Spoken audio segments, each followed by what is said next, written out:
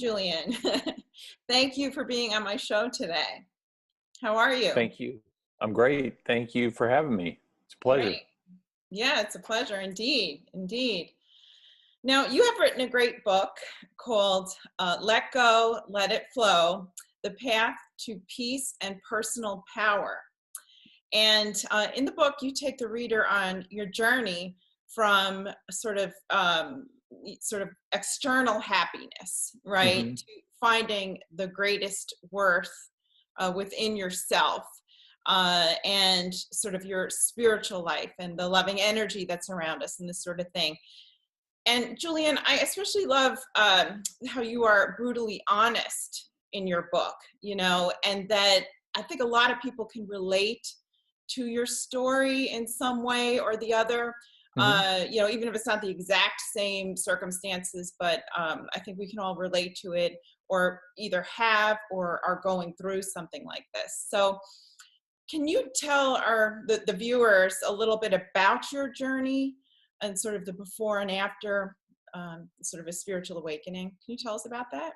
Sure. So, a little bit of background. Grew up in the South in the Bible Belt, and so a lot of organized religion that I didn't quite relate to. I studied engineering in school, so I was a left brain, logical, competitive male.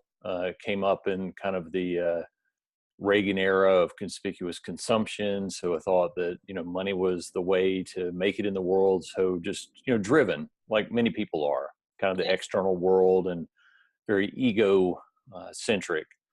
And I embarked and realized eventually that all the chasing and striving was not fulfilling and never would get me towards really true happiness and fulfillment. And it was just that hedonic treadmill, just chasing after the next thing, no matter how much money I made, no matter how many possessions I had, and so forth. But um, I really had a series of personal hardships, like we all go through tough times. And I think those are growth opportunities. And I was fortunate to come through those hard times with an awareness that brought the spiritual and scientific together in a framework that explained to me about why you should practice less resistance, and why gratitude and helping others and being of service, how that energizes, and what's a physical corollary to that spiritual truth. So I've always been curious about how things work. I think that's might have been one of the reasons why I went into engineering, because it just used to take apart TVs and radios and things like that as a kid. I could never get them Yeah. back together, but I always wanted to look inside and see what was there. And then I went through my own firsthand account and came through with a theory that I want to share with people to help them avoid what I went through, or at least give a framework for what they can do to better manage the energy in their lives. Yes, and I think it's interesting that you relate to spiritual principles, sort of, you relate it to the engineering principles. And we each have our own sort of individual ways of relating, right? Like you hmm said, like you like to figure things out or find what's inside and this sort of thing. So I think that that's interesting, because a lot of people, it doesn't really matter what sort of a field of work that you're in, or perhaps different interests that you have, you can hmm find a way to relate it to spiritual principles. And can you just tell us a little bit specifically about that, as far as the energy flow and that sort of thing, how you relate that in the book? Sure. So, from a spiritual standpoint, I have a unity background. So, the one power, one presence. So, I view everything is comprised of energy, and I call that energy God. Yes. So, that's the source of everything. And on a scientific basis, we can boil down the universe into four types of energy on a scientific basis. So gravity is one of the four fundamental forces. Electromagnetism is another of the four. And then you get into the nuclear forces. But I know electromagnetic laws and science, electricity in particular. So, that's a flowing energy that you can't see, has real powerful implications. Obviously, is allowing us to communicate and do all the things that we do. Um, Yes.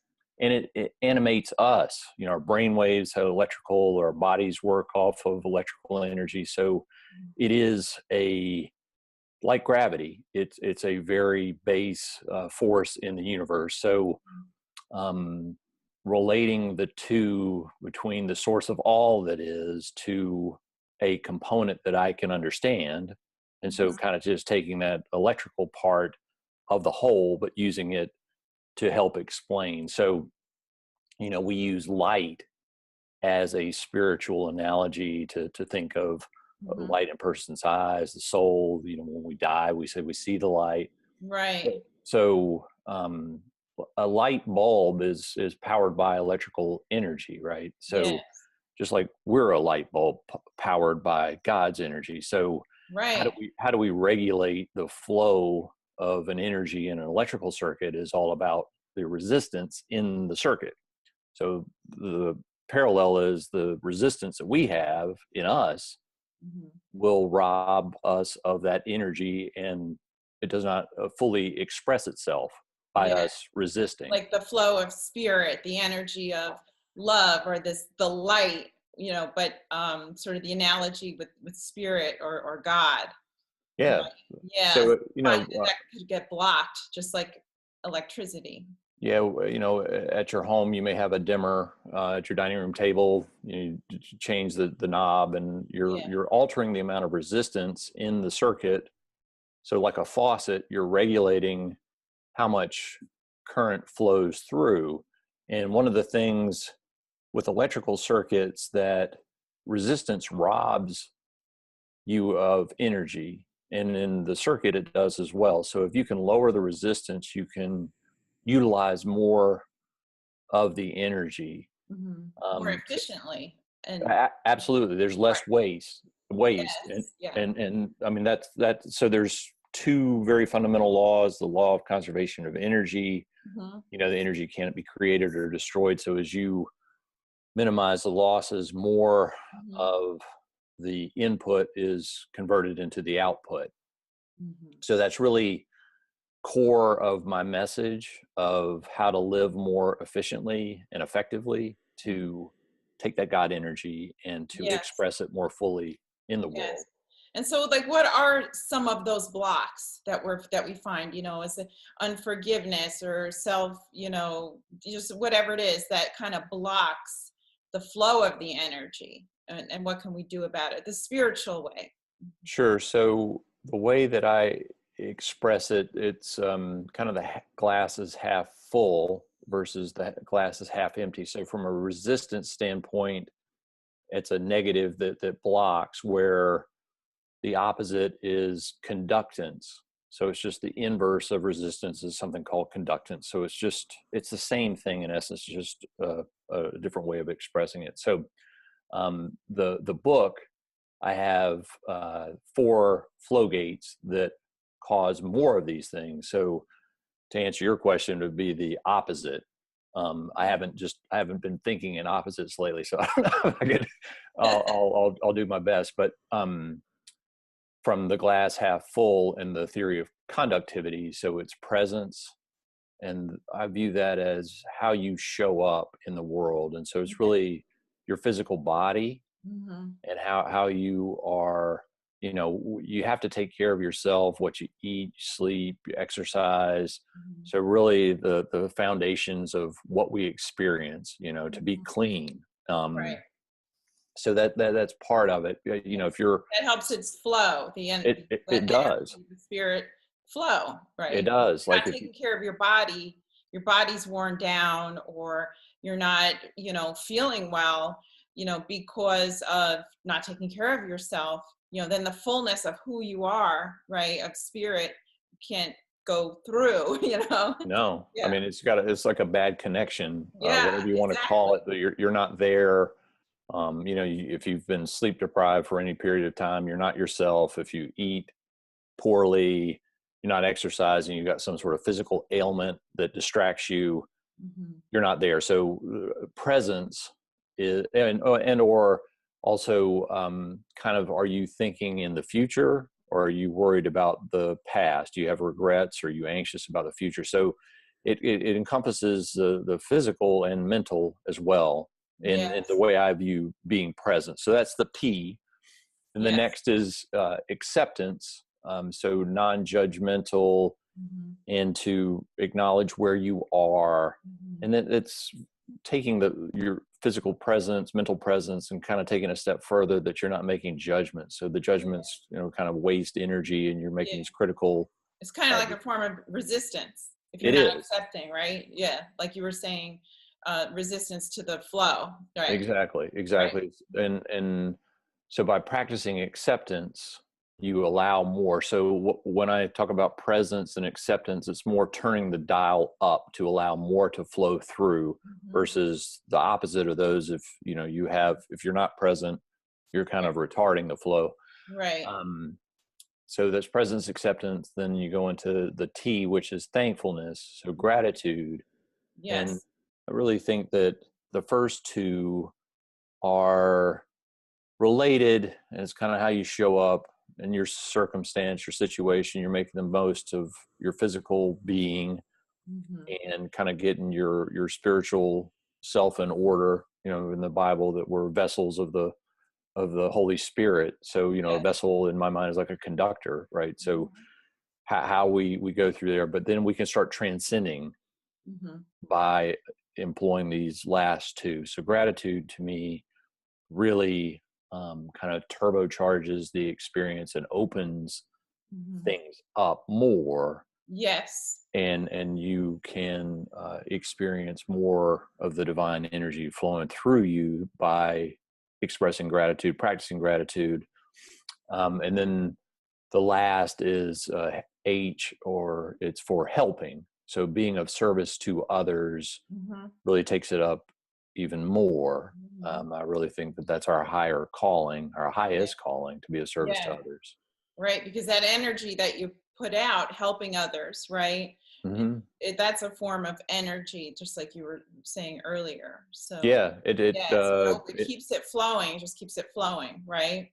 it does. It Yeah. gets you out of your head, out of your ego, into your heart, into your being, and it allows more of that energy to manifest. You go with the flow. Yes, You feel like exactly.